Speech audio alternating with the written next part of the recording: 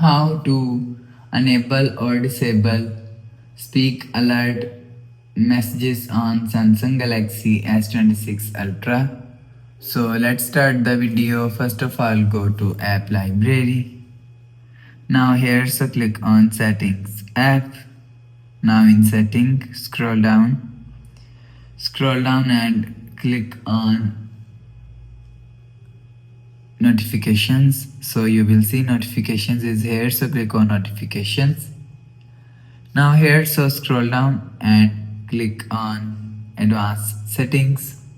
So after click on advanced settings, scroll down to end, you will see click on wireless emergency alerts.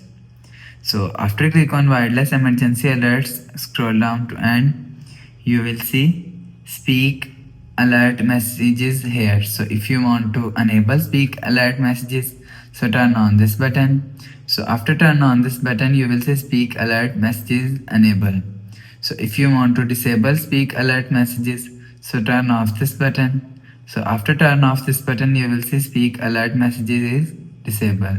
So you will enable or disable speak alert messages from here.